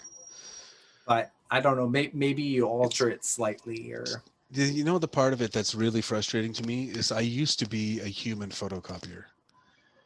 I did a yeah, in the midst of a depression brought on by a breakup with a girlfriend. I painted Marv from Sin City oh wow, yeah. on my wall in my bedroom at my parents' house. It was 8 feet tall and about 5 feet wide. It was literally, I completely perfectly reproduced it off the back of a Sin City comic. And it was gorgeous and beautiful. And like a fucking moron, I painted it in ink, or not ink, in oil paint over top of latex. So when my old man came in and saw what I had done and got angry because I've ruined the wall, paint over it now. He made me paint over it. So I painted over it with latex, and you could still see it. Oh no. You can still you have to kind of like stand to the side and just kind of look sideways, glance at it. But you he could was just always but it was amazing, right? Like, it was so cool at the same time, but it was like fucked up. But I used to be that. I used to be that guy. I used to be like, I got all these sketchbooks everywhere, and I pull them out and I flip through. I'm going, fuck, I used to know how to draw. And now I can't. Like, every now and again, I'll get into a mode where I can go, oh, here's, Spider-Man, or here's the Hulk, or here's Wolverine, or something like that, right? yeah. But any other time, I sit down and I'm trying to draw, and I'm sitting there, and it doesn't help that the eyes aren't working as well as they used to. So you're sitting there going, Oh yeah. I'm getting cross-eyed. I draw small, I paint small, and yeah, I've needed to pull out the glasses when I work on a painting. It's I don't know, it's fine. It's funny. It's almost like seeing in HD when you put them Yeah. on. It's like, oh my god, I can see the texture in the paper. I can see the lines perfectly and crisp and beautiful, and It's so frustrating, though, isn't it? a little bit. Because I'll pull up a book or something. Because I'm trying to. I finally got the manual for the wildlife manual for my hunting test. Because I'm trying to get my hunting license. Oh wow. And I pull the thing out, and it's big print. And I was like, oh my god, this is amazing. It's big print. And I'm flipping through it, and I'm still kind of going, as I got through like half the page, I'm still going, shit. I'm like, wait, hang on. Oh, damn it. And pull the glasses out, put them on. Oh no. Yeah, so it's a little weird. But growing old's stupid. It is. As my mother says, she says, I don't mind growing old. It's just the side effects I don't care for. Which is, I think that's... I can see the value in that. That's Yeah. kind of how I look at it as well. I don't know. Every year that passes, I feel more like a success, though. Still have a roof over my head, beautiful wife, cats, living life, still working, gainfully employed. So every year is a success. Check it off, and at this rate, I'm at midlife for sure, because we're getting into, it would be the 90s, late 90s at this point. Yeah. Actually, no, just early 90s would be the doubling me up, but whatever. Yeah, it's weird to think. It's weird to think of that, though, isn't it? I know, it's still a long ways off. Decades. It's like, if this is my midlife, then I'll be 88 when I die. If, you know what I mean? And it's, I don't know. It's weird. You never know. But I am trying to think kind of more along those lines now. It's like, you can think back in your life and think, well, I didn't do this and I didn't do that and I wasted all this time, blah, blah, blah, blah, blah. And it's like, okay, well, all those things might be true. But the fact of the matter is you can't do anything about that. but you can do something about tomorrow. Right. Right. So if I'm thinking to myself, okay, I've got 30 years to go, 40 years to go, then get on it. Like, start getting onto some shit. I mean, even through the COVID times, Mm-hmm. I think in 2020, I did more sets consistently, more sets of comedy than I had done in the previous 3 years. Wow. And that was in-person sets. Like you Yeah. actually went to the comedy Yeah. club. Yeah. Hmm. I actually got in. I got in with there's a local promoter, Susie Rossum. I get into her rooms now, so she knows me now. She books me as much as she can, even though she's balancing the diversity. Yeah. So middle-aged white heterosexual man, she plugs me in where she can, right? Yeah. But her rooms are great, even if they're like maybe 12 people, 15 people, because they had to cut down all the stuff, right? Of course, 6 feet apart. Yeah. But I mean, even that kind of stuff leads to, like, I went in there one night. I'm like, oh, look at this. This is comedy now, where little clutches of people huddled together in the darkness, trying desperately to stay away from each other. Oh, it feels like a family reunion. You know what I mean? And that shit worked. It works. And I got all this material that's like, it's not going to work once COVID is done. And I'm going to have to rewrite and do all this other shit. But that's good. And honestly, that's good comedy that feels relevant. Yeah. I mean, I'm trying to remember what I was watching, but seeing people perform the same thing over and over again. Like if you see 3 different performances of one of your favorite comics, I mean, the best ones, they vary it and it changes from audience to audience, which is awesome. But you always know when there's somebody that's a little too rehearsed, because you see 3 different shows and they look exactly the same. Mm-hmm. And the crowd sometimes laughs at the same time and sometimes they're not. I just feel like, to be a good comedian, and that's why I'm not a good comedian. I wouldn't be. I would not be. First of all, I'm terrified to speak in front of people. Which is exactly why you need to try it. Oh my God. But I feel like the best ones are ones that can think on their feet, and you can tell because their material doesn't feel too rehearsed. It feels very relevant. It feels current. It doesn't feel like it's the same joke they've been telling for 20 years. I would have loved to have seen that. Well, you will sometime soon. I mean, sometime. This has to end at some point, right? And Well, they're rolling out the vaccine. Out. Exactly. So I'm really hoping we were kind of limping along until, they did the lockdowny thing. They said no live performances, no nothing. So it's been what, 2 months? Is that 2 months ago? Because it was just before Christmas, right? That they did the lockdown again.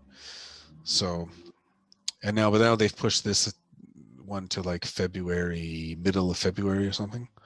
Something like that, yeah. So there's still no, but that's okay. And what the stupid thing is that I would have thought, I was trying to write like some stupid meme thing to put up on Facebook. It's like, you remember all those times that you're like, oh, if only I had time to do this, that, and the other. It's like, well, bitch, you just had a shitload of time.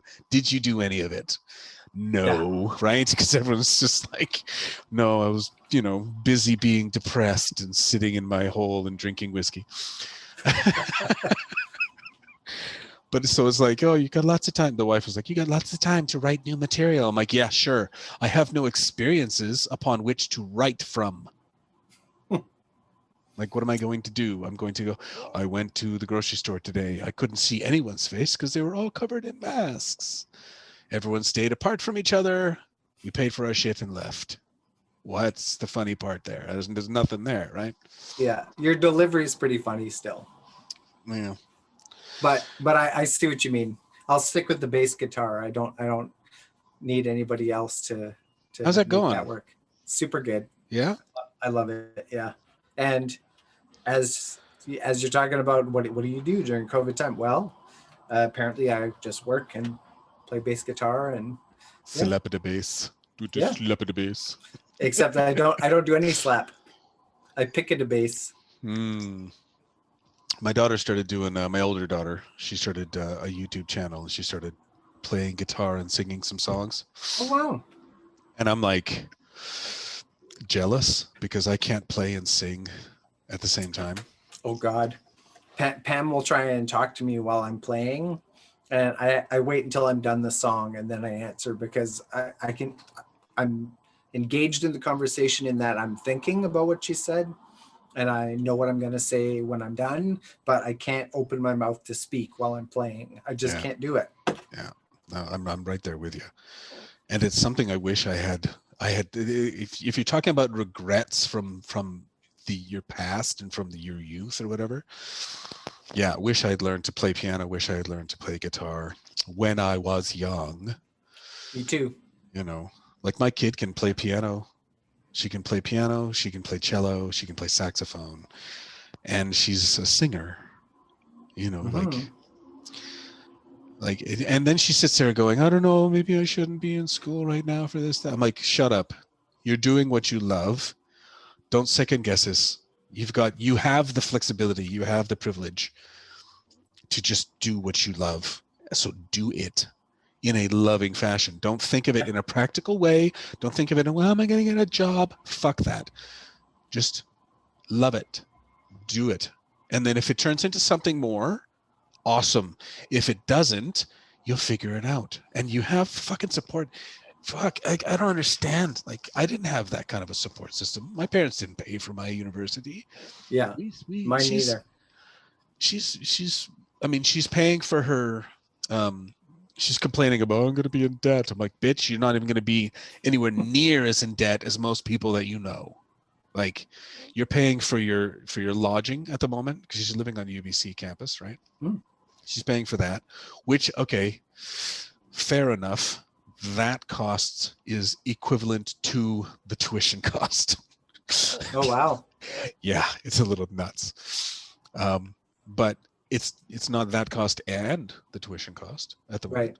Because we started a savings plan for her when she was born, you know? So it's like, just enjoy yourself, just do it. And the wife's even going, because Holly was saying she wants to start doing like Twitch streaming and all these things. That's things that she's doing as a release, as a pastime to get over stress and things that she's doing anyway. She's like, well, maybe I'll do a Twitch stream and whatever, and maybe see if that can turn into something that would generate revenue. Because some of these Twitch people are crazy, right? They get lots of money for just playing video games. And if she's doing them anyway. I've always found that ridiculous. Isn't it weird? It's a very strange economy. It is. I've looked at it and I'm like, yeah, I have a Twitch channel that I haven't touched in 4 years. You know, like I tried streaming and it's like, okay, but I don't know. It's just a little awkward. It's a little strange to me. I thought the whole point of video games was to play them. Yeah. But it seems like people are paying to watch other people play games. And I don't see the fun in that. Well, this is the thing too, because they're not necessarily paying to watch them. Right. It's kind of like YouTube, right? Where it's like the more people that are watching these people, then they get like sponsors and weird things. I gotcha. And it's just I'm just like, well, whatever, go ahead and do it. So now she's building her own computer. She's not buying a computer from a store or getting someone else to build it. She bought all the parts and she's putting it together herself with her friends. She's got a couple of friends who have done it a number of times. So I'm like, well, okay. Good for her. Yeah. I don't have the patience to do that.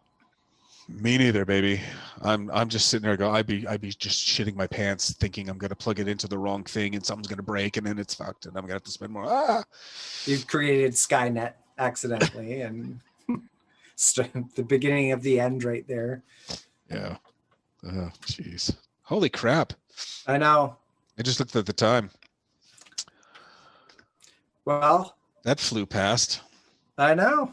Which is, I think that's a good sign. I think it is too.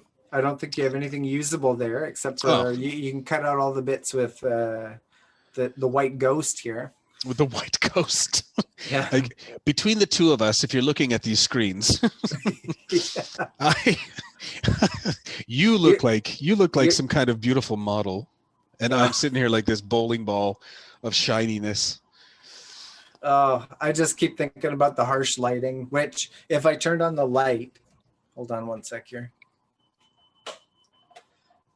It's actually worse. I look like I don't know, a beet or something. You don't look too bad there, but with the light off, you look fine. Like, you look great. Mysterious. Yeah, It's I'm telling ghost stories by a campfire or something. Lighting is definitely going to be something I'm going to have to work on for my own setup. Well, and I was going to say also, I was going to warn you ahead of time. I mean, we're on Main Street, Vancouver, with single pane glass.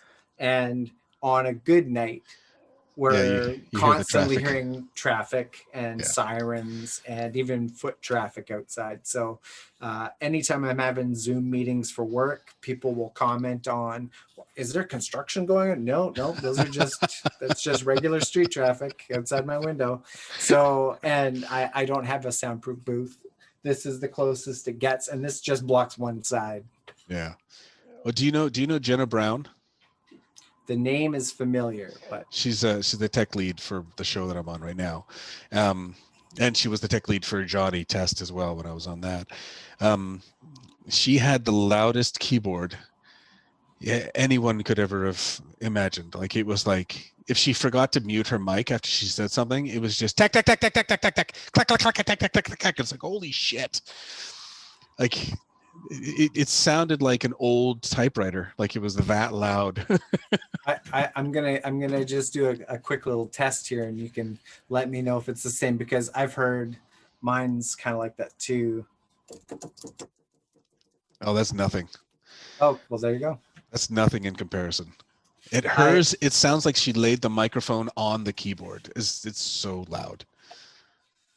Yeah, maybe she's got a Mac as well. Mine's pretty clacky. Yeah.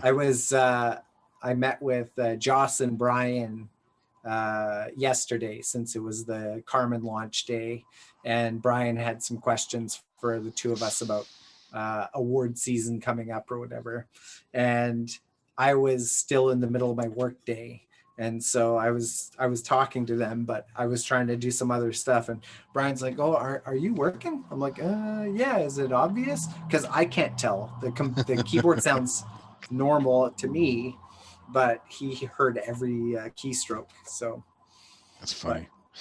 Yeah, Brian's our producer right now, so.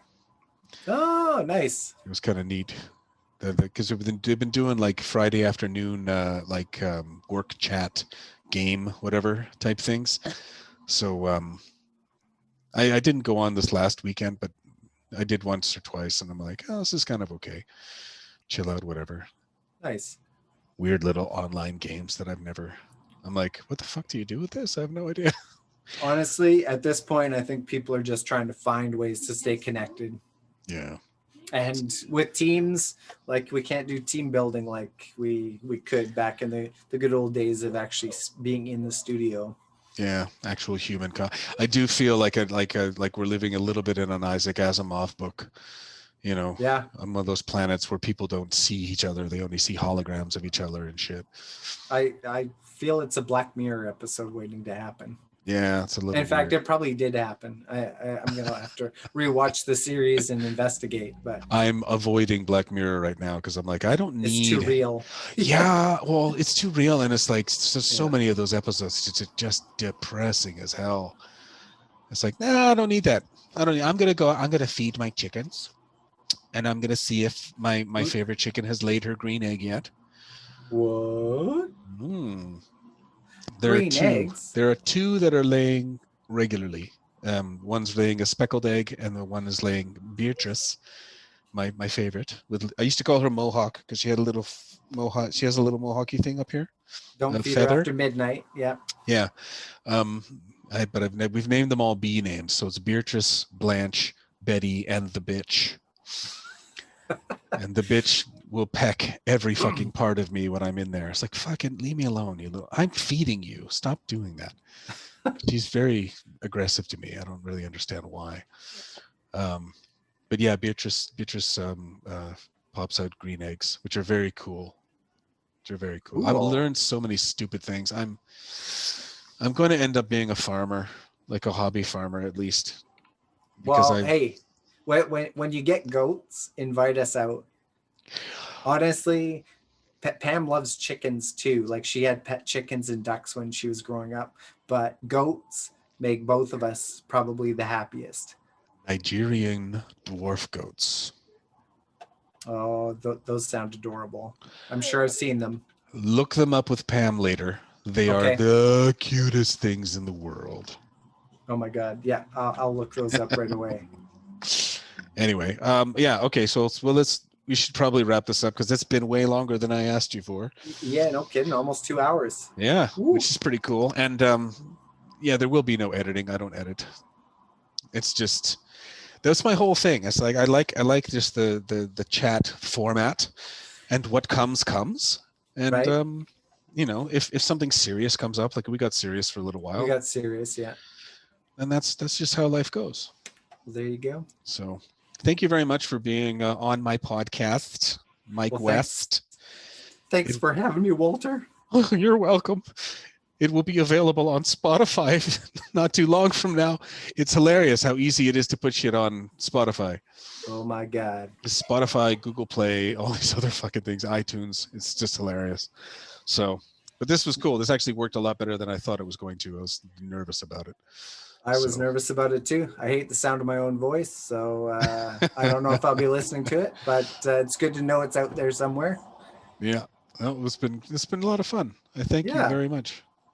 Well, thank you. It's going to be so much better when we can actually meet in person again. Yeah, I'll have to go check out one of your sets. Oh, that would be, yeah, for sure. I'll give it like a week. I gotta get to do some warm-ups, and then I'll say, hey, yeah, I'm going to be here. Then come on down. That way I don't have to feel. I've gotten to the point now where I'm actually okay with the wife coming to sets now, because she's nice. She's really chill. She actually brought her friend with her. And it was funny because in the car I was driving, and on the ride down, she's telling her friend, now listen, he's probably going to say some things about me. It's all lies. I was just going to say, she's okay with coming because you've stopped telling jokes about her. No, this is the funny thing. So she tells her that it's all lies. Anything he says about me is all lies. And then I proceeded to do a 7-minute set that had 0 jokes about her. None. And well played, sir. Which her friend commented on the drive home. So I thought that was pretty funny. That was okay. That was pretty good. But yeah, for sure. Once we get past all this, or more or less, once we get to the point where people can actually see each other again, we definitely got to get together at the very least for a drink. And if there's a comedy thing. Well, and maybe I'll let you know when we're out in Langley, because again, we have to go out there every 3 months or so to pick up our box of wine. Oh yes, yeah. Well, maybe by summer there will be. There you go. We could have a little barbecue. Fingers crossed. Yeah. Meet the chickens. Yes. Hopefully those Nigerian dwarf goats that you'll pick up in the meantime. I need a bigger piece of property for that. Right. They're dwarf goats. How much space do they need? Yeah, I know, but still. I need 5 acres minimum, I think.